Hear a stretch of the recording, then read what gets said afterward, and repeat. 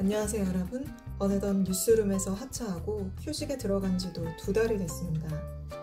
휴직 후 가장 큰 변화는 책을 많이 읽는다는 겁니다. 물론 휴직 전에도 책을 즐겨 읽었지만 봐야 할 뉴스가 없고 답해야 할 카톡이 없으니 진도가 쭉쭉 나갑니다. 벌써 10여 권의 책을 읽었는데요. 사실 저는 아주 어릴 때부터 책을 읽어왔습니다.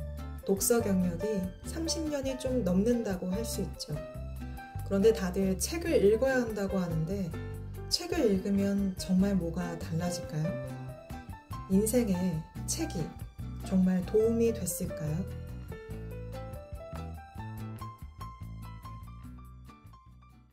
일단 저는 재미있어서 읽습니다.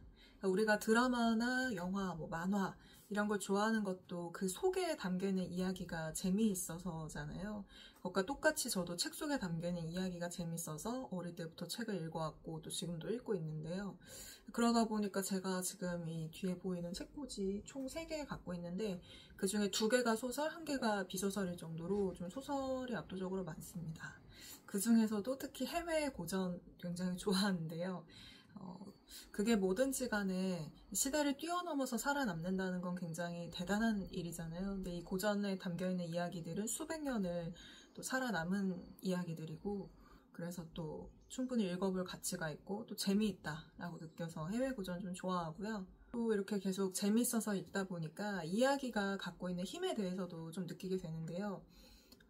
이런 말 하면 조금 웃기지만 저는 다른 사람들에 비해 좀 멘탈이 좋은 편인 것 같아요. 스스로도 그렇게 느끼고 남들도 그렇게 이야기를 하는데 왜 그렇게 되었는지 그 비결이 저는 이 책에 담겨있는 이야기라고 생각을 하거든요. 제가 이제까지 읽어온 이야기들이 나를 좀 강하게 만들었다 이렇게 생각을 하는데, 일단 이렇게 이야기들을 계속 읽다 보면 내 인생, 나를 둘러싸고 일어나는 무수히 많은 일들도 하나의 이야기로 좀 받아들일 수 있게 되더라고요. 그러다 보면 뭔가 저 높은 곳에서 나의 삶을 조망하는 듯한 그런 시선도 좀 갖게 되고요. 또 나의 이 시련, 좌절, 힘듦 이런 것도 여느 이야기에 나오는 것 중에 하나다. 이렇게 또 생각이 되기도 하고, 그러다 보면 소설이 다 끝날 때까지 내가 책 페이지를 넘길 수 있는 것처럼 내 이야기가 다 끝날 때까지 나아갈 수 있는 그런 힘도 좀 생기는 것 같았어요. 실제로 저는 제 인생에서 제가 읽어온 이 이야기들이 굉장히 큰 도움이 됐다라고 생각을 합니다. 그리고 저는 어떤 사건을 밀착 취재해서 쓴 르포르타주나 누군가가 이제 자기 이야기를 솔직하게 써내려간 에세이도 좋아하는 편인데요. 이런 책들을 읽다 보면 내가 한 번도 살아보지 못한 세계에서 잠시나마 좀 살아보고 내가 평생 겪지 못할 경험들을 간접적으로나마 해보는 그런 기분이 들어서 좀 재밌습니다. 또 재미를 넘어서서 그런 것들이 좀 사람을 사람답게 만들어주는 것 같아요. 좀 남들을 이해할 수도 있고 이 세계가 돌아가는 것도 이해할 수 있고, 그리고 또 이게 막 나이 들면서 점점 더 이런 경험을 계속 해야 된다라고 느끼는 게, 누구나 다 나는 늙어서 저렇게 되고 싶지만은 않아 하는 그런 상이 있잖아요. 저는 내 생각, 내가 해온 방식만 옳다고 믿는, 그것도 막 남에게 계속 권유하고 강요하는 그런 경직된 사람은 정말 되고 싶지 않거든요. 경직이란 단어가 키워드인 것 같아요. 제가 경직되고 싶지 않거든요. 근데 그렇지 않도록 책이 좀 도와주는 것 같습니다. 또 책꽂이 한켠에는 다양한 분야의 비소설, 인문학 책들이 있습니다. 사실 제가 한 10여 년 전만 해도 정말 소설만을 읽었거든요. 다른 책을 거의 안 읽고. 근데 이제 기자 일을 하면서 어떤 특정한 깨달음을 얻고 다양하게 책을 읽어야겠다라고 생각을 해서 여러 분야로 좀 넓혀놨습니다. 그래서 지금 꼭 읽어야 한다는 스테디셀러들은 읽으려고 또 하고 있고요. 실제로 읽다 보면 느끼는 게 이게 지식이 주는 즐거움 분명히 있어요. 그러니까 TV 프로그램이든 유튜브든 지식 채널이 잘 되는 이유는 분명히 사람들이 거기에서부터 어떠한 즐거움을 얻기 때문이라고 생각을 하거든요. 저도 그런 걸 좀 많이 느끼고, 요즘 누가 책으로 지식을 얻느냐, 유튜브 보면 되지, 아니면 구글 하면 되지, 이렇게 하시는 분들도 많은데, 일단 온라인에 떠도는 정보들은 불확실한 경우가 많다는 건 뭐 이제 너무 많은 분들이 이야기해서 모두가 알고 있는 것 같고, 제 생각은 검색에는 분명한 한계가 있습니다. 왜냐하면 우리가 뭘 묻는다는 건 뭘 알아야 물을 수 있는 거거든요. 그러니까 저의 직업 자체가, 앵커나 기자라는 직업 자체가 질문을 하는 사람이다 보니까 질문을 하려면 정말 잘 알아야 되거든요.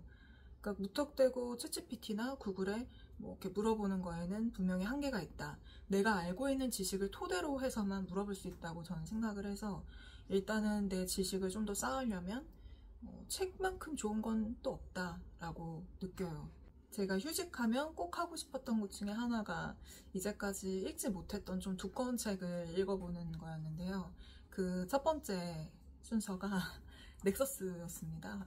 유발 하라리의 넥서스. 이게 2024년에 나온 책인데 사두고 사실 못 읽었거든요. 앞에만 좀 읽다가 계속 흐름이 끊기고 뭐 이게 그리고 막 쉽게 읽히는 책은 아니어서 그랬는데, 최근에 이제 휴직을 하면서 다 읽었습니다. 근데 너무너무 재밌었고, 또 한 번 어쨌든 우리가 무언가 어떤 사람의 그런 지식을 흡수하기 위해서는 책이라는 도구가 굉장히 효율이 좋다라고 느꼈습니다. 왜냐면 유발 하라리가 넥서스 쓰고 난 다음에 뭐 우리나라에 와서 굉장히 많은 채널에도 나왔고 뭐 강연도 하고 했는데, 그 영상을 보는 것보다 그냥 이 책을 읽는 게 훨씬 더 유발 하라리의 생각을 명확하게 효율적으로 알 수 있는 방법이더라고요. 제가 다 해보니까.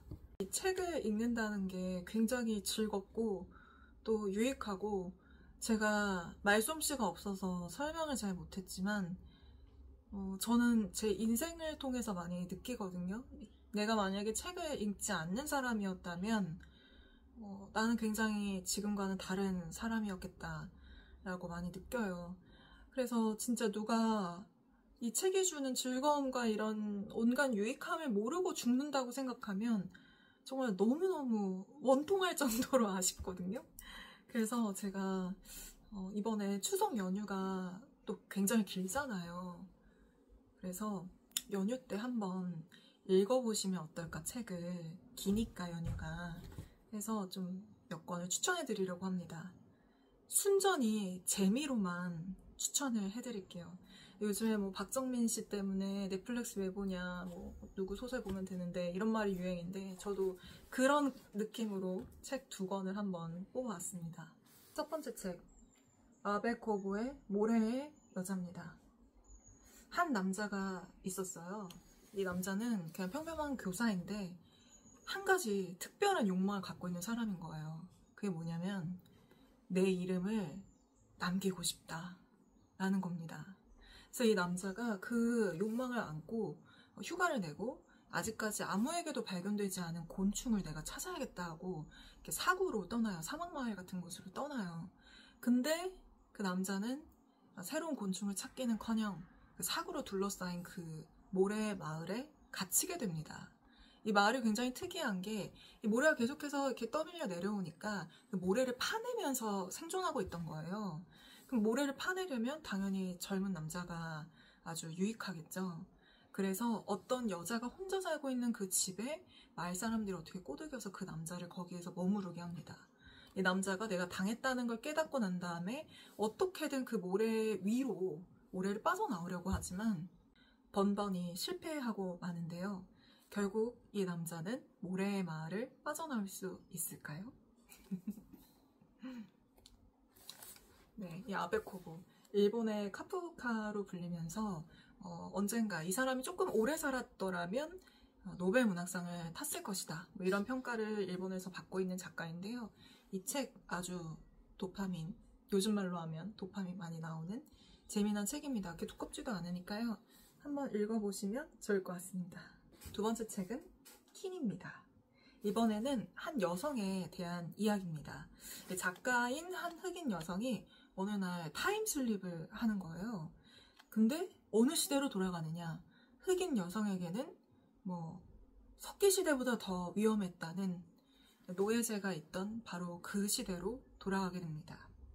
근데 이 여성은 왜 자꾸 그 과거로 돌아가게 되는 걸까요?